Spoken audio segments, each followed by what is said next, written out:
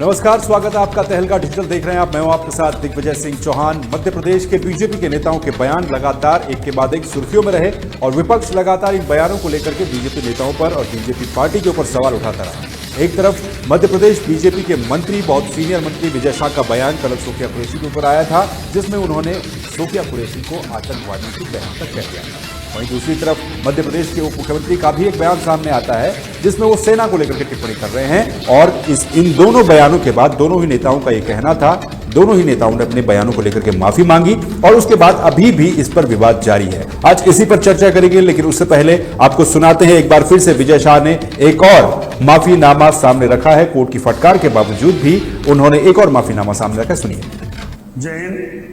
पिछले दिनों पहलगाम में हुए जघन्य हत्याकांड से मन दुखी और विचलित था। मेरा राष्ट्र के प्रति अपार प्रेम और भारतीय सेना के प्रति आदर और सम्मान हमेशा रहा है। मेरे द्वारा कहे गए शब्दों से समुदाय, धर्म और देशवासियों को दुख पहुंचा है। यह मेरी भाषाई भूल थी। मेरा आशय किसी भी धर्म, जाति या समुदाय को ठेस पहुंचाना या आहत करना नहीं था। भूलवश अपने द्वारा कहे गए शब्दों के लिए मैं पूरी तरह भारतीय सेना, बहन कर्नल सोफिया कुरैशी, समस्त देशवासियों से पूरी तरह क्षमा प्रार्थी हूं एवं पुनः हाथ जोड़कर अब सबसे माफी मांगता हूं। जिन आतंकवादियों ने किया और जिन आतंकवादियों को जिनने पाला, जो पाल रहे हैं, उनको नेस्त नाबूद नहीं कर देंगे तब तक चैन की सांस नहीं लेंगे। और यशस्वी प्रधानमंत्री जी को हम धन्यवाद देना चाहेंगे। और पूरा देश की वो सेना, वो सैनिक उनके चरणों में नतमस्तक है। उनके चरणों में पूरा देश नतमस्तक है। उन्होंने जो जवाब दिया है उसकी जितनी सराहना की जाए, जितना कहा जाए, एक बार उनके लिए जोरदार ताली बजा करके।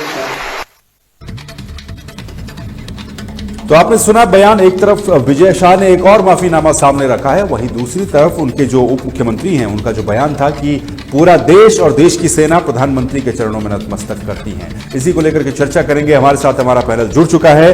कांग्रेस से हमारे साथ अवधेश नायक हैं, जो कि कांग्रेस के प्रवक्ता है, मध्य प्रदेश से जुड़े हैं। इसके अलावा दिलीप दुबे है, नेता है आम आदमी पार्टी के। आप दोनों का बहुत बहुत स्वागत है। नायक साहब और दुबे साहब, आप दोनों का बहुत बहुत स्वागत है। भारतीय जनता पार्टी की तरफ से घनश्याम पिरानिया जी हमारे साथ जुड़ेंगे, तो उनके लिए आपकी विंडो आप देख रहे हैं, उस पर विंडो खाली है। तो सबसे पहले अवधेश नायक जी, मैं आपके पास आना चाहूंगा। देखिए, सवाल काफी दिनों से सवाल ये उठाया जा रहा है कि विजय शाह लगातार एक के बाद एक माफीनामा अपना सामने रख रहे हैं। हाई कोर्ट उन्हें फटकार लगाती है, आज एक बार फिर से माफीनामा सामने रखते हैं। लेकिन सवाल ये कि क्या सिर्फ इतनी माफी ही काफी हो रही है?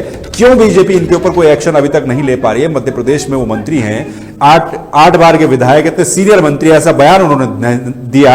इस पर अभी तक क्यों पार्टी की तरफ से कोई एक्शन नहीं ले पा रही है पार्टी बीजेपी? जी नमस्कार जी। देखिए, इसका जवाब तो ठीक भारतीय जनता पार्टी ही दे पाएगी। उनकी क्या मजबूरियां हैं, उनकी क्या परेशानियां हैं, मंत्री विजय शाह की कौन सी नस दबी हुई है, उन्होंने कौन सी संगठन की नस दबाई है, क्या कारण है कि उनके खिलाफ कोई भी एक्शन भारतीय जनता पार्टी मध्य प्रदेश नहीं ले पाई है। 11 मई को उनका बयान आया था और तब से लेकर आज 12-13 दिन हुए हैं। माननीय उच्च न्यायालय को स्वतः संज्ञान लेकर और उनके खिलाफ कार्रवाई करने के लिए, एफआईआर दायर करने के लिए कहना पड़ा। और उसके बाद भी एफआईआर में लीपापोती हुई, उस पर भी माननीय कोर्ट ने काफी नाराजगी प्रकट की। मंत्री जी सुप्रीम कोर्ट गए, सर्वोच्च न्यायालय गए, सर्वोच्च न्यायालय ने भी उनके खिलाफ तीखी टिप्पणियां की। घड़ियालू आंसू मत बहाइए, आपके माफीनामा से कुछ होने वाला नहीं है, जो वास्तविक स्थिति है उस पर आइए। तो मध्य प्रदेश की भारतीय जनता पार्टी उनके खिलाफ जो एक्शन नहीं ले रही है, मुझे तो ऐसा लगता है कि कहीं ना कहीं विजय शाह जी का आदिवासी अंचल में जो प्रभाव है और उनके विरुद्ध में यदि कोई कार्रवाई भारतीय जनता पार्टी करती है तो आदिवासी अंचल में भारतीय जनता पार्टी को ऐसा लगता है, मुझे नहीं लगता, भारतीय जनता पार्टी को ऐसा लगता है कि बड़ा नुकसान होने वाला है। आपने देखा भी होगा पिछले 2-3 विधानसभा चुनावों में आदिवासी अंचल में कांग्रेस को अच्छा मतदान मिला, लाभ मिला। कांग्रेस के वहां से विधायक जीतकर भी आए, कांग्रेस को बावजूद इसके कांग्रेस के विधायक जीते हैं, भाजपा के विधायक उसमें कम हुए हैं। बिल्कुल अवधेश नायक जी, नहीं, आपके पास इसका दोबारा लाभ- आएंगे, लेकिन आपने कहा कि बीजेपी इसका जवाब सही ढंग से दे पाएगी, लेकिन बीजेपी की तरफ से अभी तक कोई प्रतिनिधि इस चर्चा में हमारे साथ जुड़ा नहीं है, तो हम आपस में ही आप दोनों से ही सवाल जवाब करेंगे। दिलीप दुबे आम आदमी पार्टी जी। के नेता है मध्य प्रदेश से ही। दिलीप दुबे साहब, सवाल यह है कि अगर आदिवासी वोट बैंक का या फिर एक आदिवासी समीकरण का इतना डर है, तो ये तो बीजेपी तो खुद को राष्ट्रवादी पार्टी हर बार प्रूव करने पर तुली रहती है, तो ऐसे में यहां नजर आ रहा है कि पॉलिटिक्स बड़ी हो गई है या फिर सेना जैसे मुद्दे छोटे हो गए हैं। दिलीप दुबे साहब।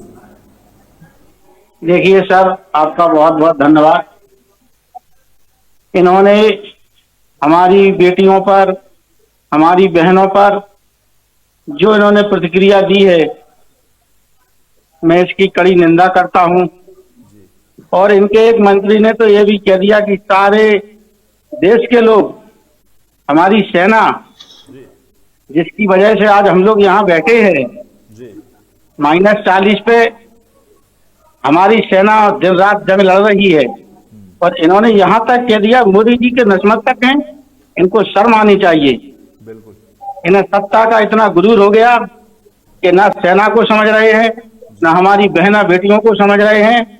मैं इसकी कड़ी निंदा करता हूं। मैं तो कहता हूं सरकार रहे ना रहे, मोदी जी को इस पर कड़ी कार्रवाई करनी चाहिए। अगर थोड़ी भी उनमें कड़ी कार्रवाई करनी चाहिए। दिलीप दुबे साहब, आप अपना फोन की स्क्रीन को थोड़ा आप फेस से दूर रख लीजिए, आपकी आवाज क्लियर आ रही है, फेस क्लियर नहीं दिख रहा है आपका। अवधेश नायक जी, सवाल यहां पर यह उठता है कि हम कह रहे हैं कि बीजेपी को कार्रवाई करनी चाहिए, लेकिन देखिए बहुत बड़ा मामला था, हमारी सेना ने जिस तरीके का पराक्रम दिखाया पाकिस्तान में जाकर के, उसके बावजूद भी अगर सेना के ऊपर धर्म को आप ला रहे हैं, ऐसा बयान दे रहे हैं, तो यहां पर तो परफेक्ट टाइम था। जिस तरीके से ऑपरेशन सिंदूर का क्रेडिट लिया जा रहा है या फिर यह कहा जा रहा है कि एक ऐतिहासिक कदम था, एक्शन करके भी एक ऐतिहासिक कदम हो सकता था कि भाई साहब आगे आने वाले समय में चाहे बीजेपी हो, कांग्रेस हो, आम आदमी पार्टी हो, किसी भी पार्टी का नेता अगर सेना के ऊपर कुछ टिप्पणी करता है, कुछ धार्मिक रूप से उसे एंगल को जोड़ने की कोशिश करता है, तो उसके लिए भी भविष्य के लिए एक मिसाल कायम हो सकती थी। न सिर्फ ये हम विजय शाह की तो बात कर ही रहे हैं, लेकिन उप मुख्यमंत्री का जो बयान था वो भी यही दर्शाता है। श्रीमान, आप एक बात बताइए। देखिए जिस तरीके से आपके पास दोबारा आऊंगा, आप फोन को थोड़ा दूर रख लीजिए। जी नायक साहब बोलिए। मैं बोल रहा हूं जी। जिस तरीके से विजय शाह जी ने बहन कर्नल सोफिया कुरैशी जी के खिलाफ अपमानजनक और सांप्रदायिक टिप्पणी की, यह टिप्पणी एक महिला, मुस्लिम महिला या मुस्लिम अधिकारी के विरोध में नहीं थी, यह भारतीय सैन्य अधिकारी, भारतीय सेना के विरोध में थी, जिसका सारा पूरे देश ने एकजुट होकर विरोध किया। सारे देश में इसके खिलाफ एक वातावरण बना। और उसके बाद दूसरा, उप मुख्यमंत्री जगदीश देवड़ा जी आ गए, उन्होंने पूरी की पूरी सेना को प्रधानमंत्री के चरणों में समर्पित कर दिया।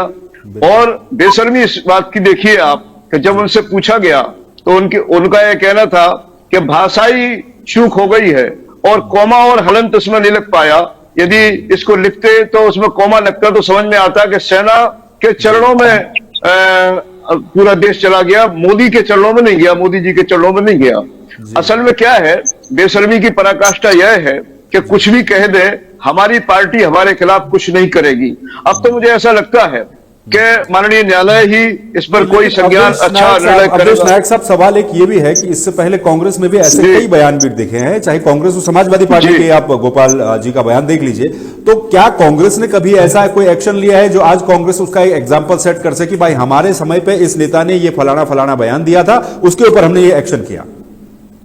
नहीं, कांग्रेस के क्या किसी नेता ने कभी ऐसा बयान दिया कि सेना का कोई अधिकारी सांप्रदायिक रूप से उसको ऊपर टिप्पणी की हो, या ऐसा कहा हो कि हमारे उस अधिकारी ने जाके ऐसी की तैसी कर दी, या ऐसा कहा हो कि पेंट उतार दिया? मोदी जी तो पेंट उतार नहीं सकते थे एक महिला के बारे में। यदि ऐसी किसी कांग्रेस के नेता ने कोई टिप्पणी की हो तो मेरी जानकारी में नहीं है, और ऐसी कोई टिप्पणी आती तो निश्चित रूप से कांग्रेस उसके ऊपर तत्काल कार्रवाई करती, ऐसा मुझे भरोसा है। और जो ये हुआ है यह काफी शर्मनाक है। इसलिए शर्मनाक है क्योंकि भारतीय जनता पार्टी की सरकार और संगठन आज 12-13 दिन में भी विजय शाह जी के ऊपर कोई एक्शन नहीं ले पाया। और विजय शाह जी का ये कोई पहला मामला नहीं है, विजय शाह जी इस तरह की बातें करते रहते। आज भी उनका एक माफीनामा आ गया, बिल्कुल आपने उस माफीनामा को सुना होगा। वो भी उनने जबकि माननीय सर्वोच्च न्यायालय अपने निर्णय में कह चुका है कि घड़ियालू आंसू मत बहाइए, और आपके माफीनामा से काम चलने वाला नहीं है। ठोस कार्रवाई करिए।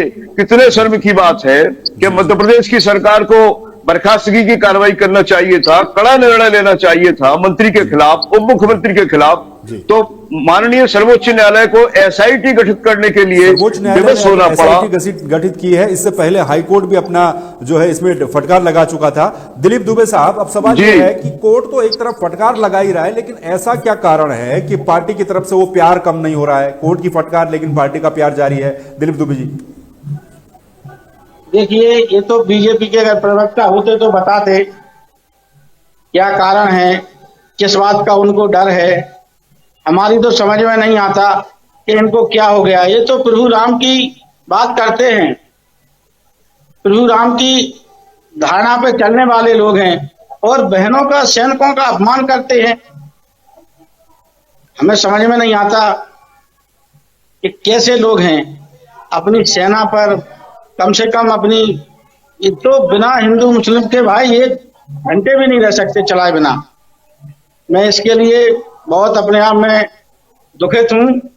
और जिस दिन से इनके मंत्री जो बयान पर बयान दे रहे हैं, श्रीमान, मैं तो यही कहूंगा न्यायालय से, कि उच्च न्यायालय से, कि इनको कड़ी इन लोगों पे कार्रवाई करें कि आगे से कोई भी पार्टी का नेता हो, चाहे बीजेपी हो, कांग्रेस हो या आम आदमी पार्टी हो, इस राह पे चलने की जरा भी कोशिश ना करे।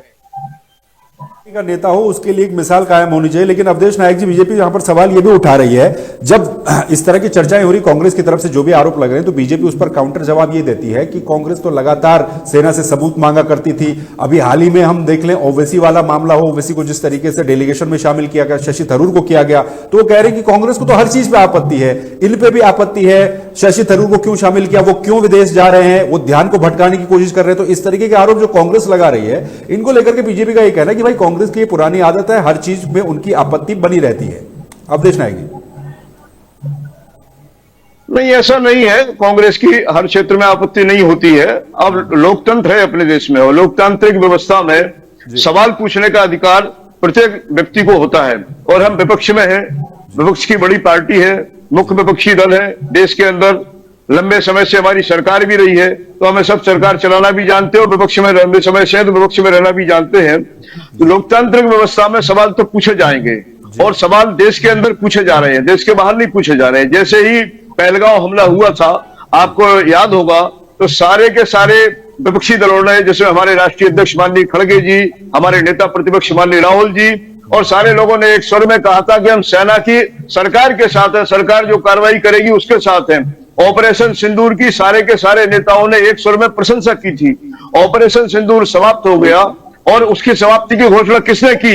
एक दूर देश में बैठा हुआ राष्ट्रपति अमेरिका का वह ऑपरेशन सिंदूर को सीज फायर की घोषणा करता है। तो सवाल तो बनेगा ना साहब, सवाल क्यों नहीं करेंगे? अगर कोई बात होना थी, सीज फायर की घोषणा भी होना थी, तो हमारे देश के प्रधानमंत्री करते, देश के सर्वोच्च सेना के अधिकारी करते, हमारे सीडीएस करते, अथवा दोनों देशों के प्रवक्ता बैठकर कोई बात करते, भारत और पाकिस्तान के, तो सवाल तो बनेगा ना। लेकिन जब हमला हुआ उस समय कोई सवाल किया क्या? उस समय सारे के सारे लोगों ने, कांग्रेस के सारे नेताओं ने एक स्वर में एक बात की। सवाल इस बात का नहीं है, सवाल इस बात का है कि कांग्रेस और भाजपा ने क्या किया। सवाल इस बात का तो है अभी जो आज का मूल प्रश्न है कि विजय साय और जगदीश देवड़ा के ऊपर भारतीय जनता पार्टी मध्य प्रदेश क्या कर रही है? लगातार नीपापोती कर रही है। सर्वोच्च न्यायालय को राष्ट्रीय शर्म का विषय बताना पड़ रहा है, सर्वोच्च न्यायालय को एसआईटी गठित करना पड़ रही है, उच्च न्यायालय फटकार लगा रहा है, उच्च न्यायालय एक निश्चित समय सीमा में एफआईआर दर्ज करने का आदेश दे रहा है। और उसके बाद भी आप देखिएगा कि जब एफआईआर होती है तो उसमें विजय साय को अनेक स्थानों पर श्री से लिखा हुआ है। क्या किसी अपराधी को श्री कोई पुलिस वाला मध्य प्रदेश में कभी लिखता है? और एक उदाहरण इधर है, दूसरा उदाहरण आप देखिए, प्रोफेसर अली ने एक पोस्ट डाली, और उस पोस्ट के ऊपर भारतीय जनता पार्टी का एक सरपंच स्तर का हरियाणा का कार्यकर्ता शिकायत करता है, तो प्रोफेसर अली खान की गिरफ्तारी हो जाती है। मध्य प्रदेश में दो मंत्री, एक उप मुख्यमंत्री और एक मंत्री सेना के खिलाफ ऐसे बयान देते हैं, ऐसी टिप्पणी करते हैं उनके लेकिन खिलाफ उनके किसी ऊपर अभी प्रकार तक की कोई एक्शन कार्रवाई नहीं लिया होती। जाता, जैसा कि आप कह रहे हैं कि जी, सुप्रीम जी, कोर्ट, हाई कोर्ट जी। दोनों ही अपनी अपनी बात कह चुके हैं, लेकिन सवाल यही उठता है कि क्यों बीजेपी अभी तक कोई एक्शन नहीं ले पाई है। इस सवाल का जवाब बीजेपी के प्रवक्ता दे सकते थे, लेकिन वो इस पूरी चर्चा में हमारे साथ शामिल नहीं हुए। फिलहाल आप दोनों का बहुत बहुत शुक्रिया इस चर्चा में शामिल होने के लिए। अवधेश नायक जी और दिलीप दुबे जी, नेता आम आदमी पार्टी के और कांग्रेस के प्रवक्ता, हमारे साथ जुड़े थे। तो बड़ा सवाल अभी भी यही है कि क्यों भाजपा की तरफ से अभी तक अपने मंत्री के ऊपर कोई एक्शन नहीं लिया गया, क्यों भाजपा की तरफ से अपने उप मुख्यमंत्री के ऊपर कोई अनुशासनात्मक एक्शन नहीं लिया गया, क्योंकि दोनों के द्वारा ही भारत की सेना को लेकर के कुछ बयान दिए गए थे, जिन पर पूरे देश ने एक सुर में आपत्ति जताई। सुप्रीम कोर्ट से लेकर हाई कोर्ट सभी इस पर आपत्ति जता चुके हैं, लेकिन अभी भी पार्टी की तरफ से कोई एक्शन अनुशासनात्मक इस पर नहीं लिया गया जो मिसाल बन सके। फिलहाल के लिए इतना ही। आप देखते रहिए तहलका डिजिटल। नमस्कार।